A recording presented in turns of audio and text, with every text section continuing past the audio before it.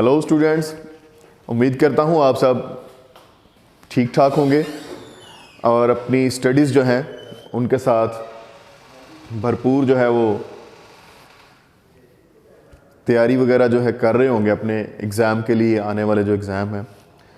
और ऑनलाइन जो स्टडीज़ हैं उसको आपने समझ लिया होगा और अब उससे फ़ायदा भी उठा रहे होंगे। तो चलते हैं अपनी वीडियो की तरफ। तो आज जो हमने नेक्स्ट जो टॉपिक है हमारा वो है डी फ्लिप फ्लॉप।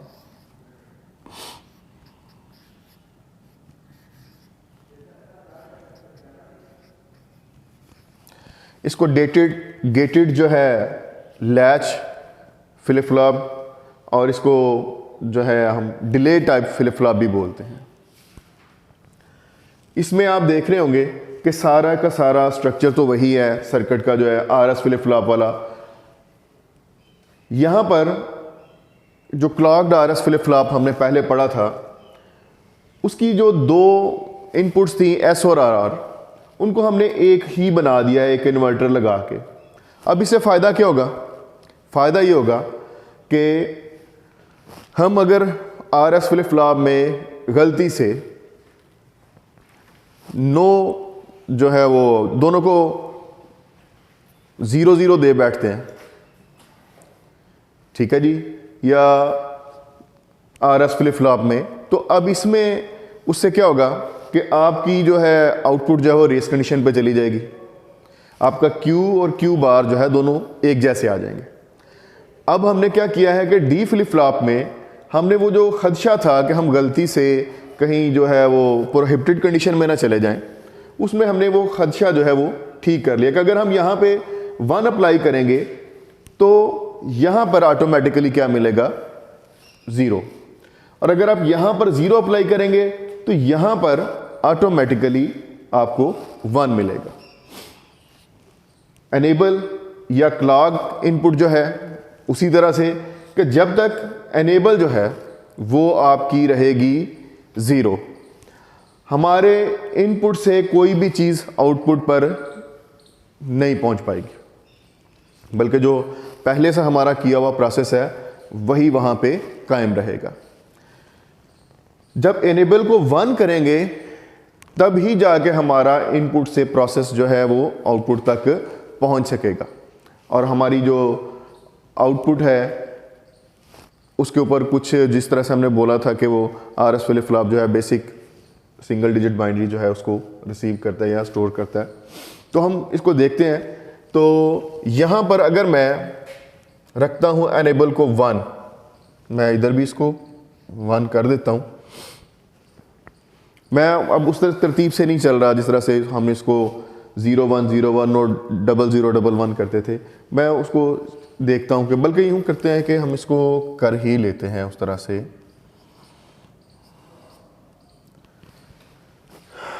इसको हम जो है जिसमें हमने क्लॉक को 1 रखा है ना, ये वाला जो है, तो हम इसको ले लेते हैं यहाँ पे 0 जो है। यहाँ पे 0 देने से अब यहाँ पे एनेबल पे 1 है तो यहाँ पे 1 और यहाँ पे 1 आ गया और यहाँ पे 0 है, तो 0 की वजह से ये तो डेफिनेटली 1 होने वाला है और यहाँ पे आने वाला है 1 और 1 और 1 क्या हो जाएगा? 0। 0 से ये डेफिनेटली आपका 1 होगा और यहाँ से जो 1 है वो इसको क्या करेगा? 0। आपका Q आ गया 0 और Q बार 1। मैं जो आपको इसमें डी फ्लिप फ्लॉप जो है बताने की वो बात थी कि आरएस फ्लिप फ्लॉप की तरह इसमें अगर हम गलती से इसको 0-0 अप्लाई कर बैठते थे, हम मतलब हमें पता चल गया कि 0-0 अप्लाई नहीं करना, क्योंकि उससे क्या होने वाला है, हमारा फ्लिप फ्लॉप जो है रेस कंडीशन में चला जाएगा।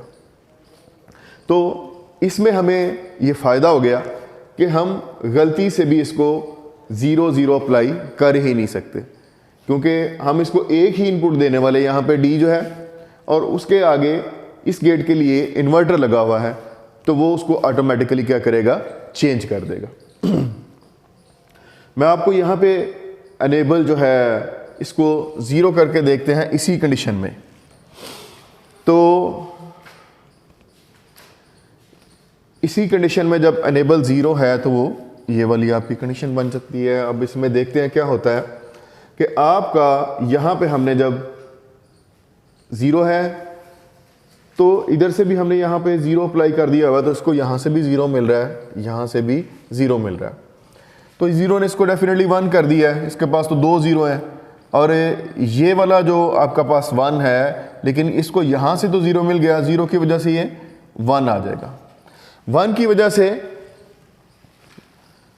हमें अब डिसीजन लेना मुश्किल है कि हमारे गेट का, नैंड गेट का खसूसन यहाँ पर क्या होगा, तो आगे जवाब क्या होगा। लाइक जिस तरह से इधर 1 आता है तो यहाँ पे 0 आ जाएगा, और अगर यहाँ पे 0 आया तो यहाँ पे 1 आ जाएगा। अब हमें श्योरिटी नहीं, जिस तरह से हम 0 की तरह से 0 से अश्योर थे कि आगे जो भी हो 1 ही आएगा, तो हमें फीडबैक वाली ऑप्शन जो है वो लेनी पड़ेगी। फीडबैक में हमें यहाँ से 0 मिला, जो पिछला प्रोसेस किया हुआ उसका फीडबैक लिया, तो यहाँ से हमें 0 मिला, तो 0 की वजह से ये हो गया 1, और ये वाला 1 जो है यहाँ पे गया, तो 1 की वजह से 0।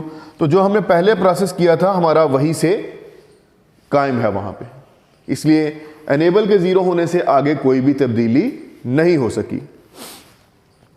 तो अगर एनेबल जो है इसको मैं 1 कर दूं और इसको भी 1 कर दूं, तो जो हमारी डी इनपुट जो है, तो ये वाली डी जो है फ्लिप फ्लॉप डी से जो आई हमारी इनपुट जो है वो इस गेट पर पहुंचते पहुंचते इन्वर्टर की वजह से 1 जो है वो किस में चेंज हो गया, 0 में।